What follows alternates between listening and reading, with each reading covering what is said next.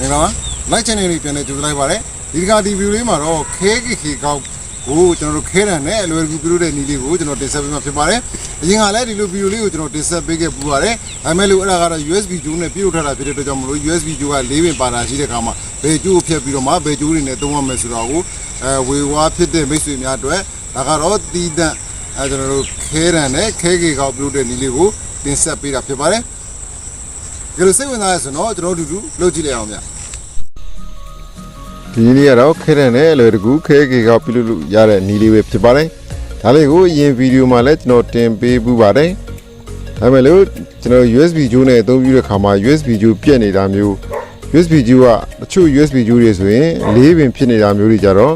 ဘယ်ပင်ကိုဖြတ်ပြီးတော့မှဘယ်ပင်နဲ့ join ရမှန်းမသိဖြစ်တဲ့ခါမှာကျွန်တော်ခဲကေကောက်ပြုတ်တဲ့ခါမှာခက်ခဲလေးတွေရှိပါတယ်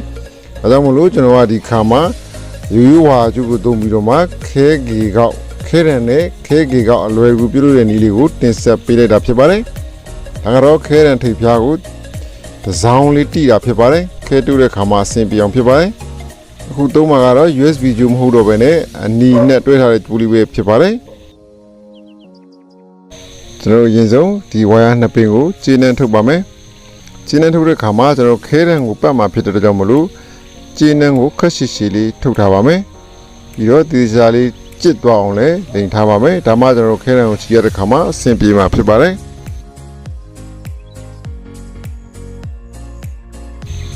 အဲဆိုရင်ရပါပြီဒါလေးကိုကျွန်တော်ခဲရန်မှာချီမှာဖြစ်ပါတယ်ခဲရန်မှာဆိုတော့ကဓာတ်နဲ့ထစ်ထားတဲ့နေရာလေးတွေမှာကျွန်တော်ချီမှာဖြစ်ပါတယ်ဒါမှနေရာမရွေ့မယ်အဆင်ပြေမှာဖြစ်ပါတယ်ဒီနေရာမှာကျွန်တော်တို့ဂျိုးကိုပဲဂျိုးအနီနဲ့ကိုဘယ်နေရာမှာပဲတက်ရပါတယ်ခဲရန်ပေါ်မှာကျွန်တော်တို့ဒီလျှက်စစ်တဲ့ရဲ့အဖိုးနဲ့အမရောက်သွားရင်ရပါပြီဒါကြောင့်မလို့ဂျိုးကအနက်ဂျိုးကအောက်မှာတို့အပေါ်မှာတို့မလိုပါဘူးကြိုက်တဲ့နေရာမှာကြိုက်တယ်လို့တက်လို့ရပါတယ်ပြီးတော့ခဲထစ်တဲ့နေရာမှာလည်းထစ်တာများသွားရင်ခဲရန်ကျိုးလွယ်ပါတယ်ဒါကြောင့်မလို့ခပ်ပါပါလေးနဲ့ကျွန်တော်တို့ဒီကျိုးချီလို့ရရုံပဲ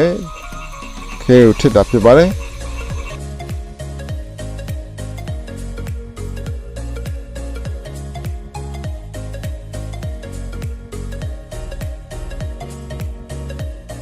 အဆင်ရပါပြီကျွန်တော်တို့ခဲရဖျားမှချီတဲ့ဝါယာကိုတော့နည်းနည်းလေးကုန်းထားပါမယ်အဲ့ဒါမှသာလေကျွန်တော်တို့ဒီဘက်ကခဲရန်ပူလာတဲ့ခါမှာဒီဝါယာကျိုးကိုအပူကူးပြီးတော့မှညှော်မနှံမှာဖြစ်ပါတယ်ဒါကတော့ကျွန်တော်တို့လီသီယမ်တက်ခဲပါဂျပန်က3မီတာလီသီယမ်တက်ခဲဖြစ်ပါတယ်ဈေးပြောမယ်ဆိုတော့2600ပေးရပါတယ်1800 mAh ပါပါတယ်ဒါကိုကျွန်တော်ခဲရမှာတိတ်နဲ့ကတ်မှာဖြစ်ပါတယ်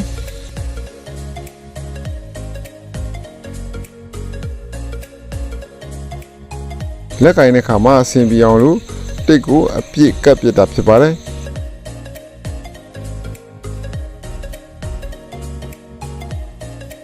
ပြီးတော့ဝါယာကိုလည်းကျွန်တော်တို့တိတ်နဲ့ကတ်ပါတယ်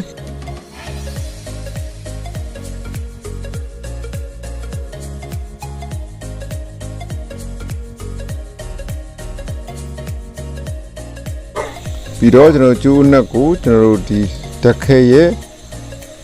အနှုတ်နေရာမှာကျွန်တော်တက်မှာဖြစ်ပါတယ်ကျွန်တော်ထိုးတဲ့တိုင်းခဲကြီးဆိုမှဆိုရင်တင်းချူစီအရင်တူပါတယ်တင်းချူစီတူပြီးတော့မှကျွန်တော်တို့ခဲကျွေးမှာဖြစ်ပါတယ်ခဲကျွေးပြီးတော့မှကျွန်တော်တို့ခဲဒီတက်ခဲရဲ့အနှုတ်ဘက်ချမ်းမှာခဲဆိုမှာဖြစ်ပါတယ်အဲဆိုရင်ကျွန်တော်အနှုတ်ဘက်ချမ်းမှာတော့ခဲဆိုပြီးပါပြီကျွန်တော်တို့အပေါင်းဖြစ်တဲ့အနီကျိုးကိုတော့ကျွန်တော်ဂျားမှာခလုတ်ခံမှာဖြစ်တဲ့အတွက်တစ်ဝက်ကိုဖြတ်ပြီးတော့မှဂျားထဲမှာခလုတ်ထည့်မှာဖြစ်ပါတယ်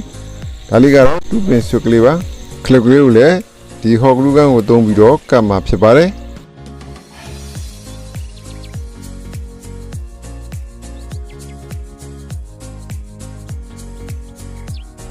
ပြီးတော့ခြေထောက်တစ်ချောင်းကိုဝါကျိုးနဲ့အရင်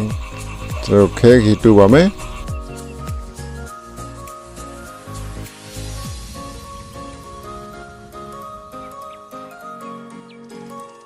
ဒါပြီဆိုရင်နောက်ထပ်ခြေထောက်တစ်ချောင်းနဲ့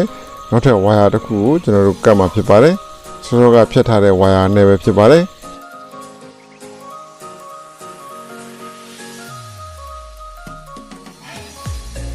ရပါပြီဒါဆိုတော့ဒါကိုကျွန်တော်တို့အပေါ်မှာရှိတဲ့အပေါင်းနဲ့ဒီဝါကျိုးကိုတွားပြီးတော့ခဲဆော်မှာဖြစ်ပါတယ်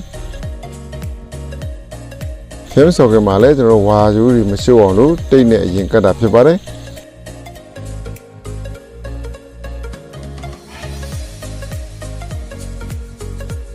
ပြီးတော့ရှင်းနေတဲ့ပိုးနေတဲ့ဝါကျိုးကိုလည်းဖြတ်ပြပါမယ်ပြီးတော့ကျွန်တော်တို့ဂျင်းနဲ့ထုတ်ပါမယ်ထုံးစံတိုင်းကျွန်တော်တို့ထင်းရှူးစီတိုးမယ်ပြီးတော့ခဲကျွေးမှာဖြစ်ပါတယ်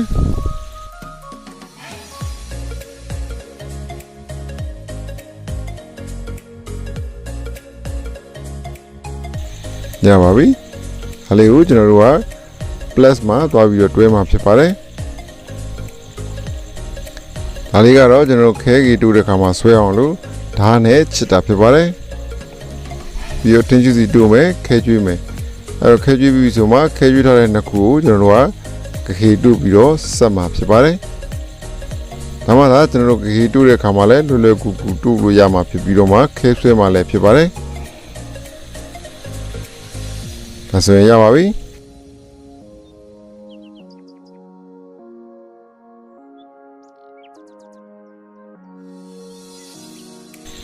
ဒါကတော့ကျိုးတွေမရှိအောင်လို့တိတ်နဲ့ထက်ခါတဲလဲကတ်နေတာဖြစ်ပါတယ်ခုဆိုရင်တော့ကျွန်တော်တို့ခဲကေကောက်လေးရပါပြီခဲတယ်နဲ့လွယ်တကူလုပ်လို့ရတယ်ခဲကေကောက်လေးရပါပြီခုဆိုရင်တော့ကျွန်တော်တို့ခဲကေကောက်လို့တဲ့ခါမှာလွယ်မှမဖြစ်တော့ဘဲနဲ့အစင်ပြေပြေရဖို့အတွက်ရိုးရှင်းဆုံးပုံစံပဲဖြစ်ပါတယ်ခုကြတာဆိုရင်ခလုတ်ဖွင့်ထားပါပြီဒါဆိုရင်ကျွန်တော်မီးကူးလေးလည်းထွက်လာပါပြီခဲချောင်းစပူလာပါပြီနမီးကူးလေးထွက်နေပါတယ်ဒါပထမစပိုင်းစပြီးခလုတ်ဖွင့်တဲ့ခါမှာအစ်စ်ဖြစ်တဲ့အတွက်ကြောင့်မလို့မီးကူးထွက်ပါတယ်နောက်ပိုင်းမှာဆိုတော့မီးကူးမထွက်တော့ပါဘူးဒါကတော့ကျွန်တော်ပုံမှန်ခဲကေကောက်တွေမှာလည်းအဲ့လိုပါပဲအဲ့တော့ကျွန်တော်တကယ်လုတ်ဖြစ်မဖြစ်ကျွန်တော်စမ်းကြည့်ပါမယ်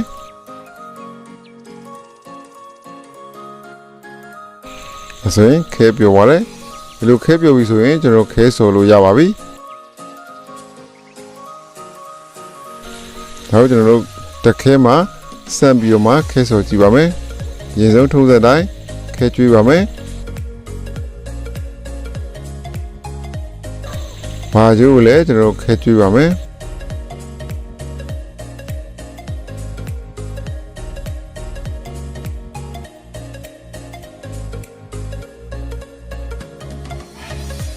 ဒီတော့ကျွန်တော်တက်ခဲမှာခဲဆော်ကြည့်ပါမယ်ဒါဆိုရင်ကျွန်တော်ခဲဆွဲပါတယ်ဒါဆိုရင်တကယ်လက်တွေ့မှာအသုံးတည့်တဲ့ခဲကောက်လေးဖြစ်ပါတယ်ဒီဗီဒီယိုကြည့်ပြီးတော့ဂျင်းနဲ့နှစ်သက်ကြလိမ့်မယ်လို့ထင်ပါတယ်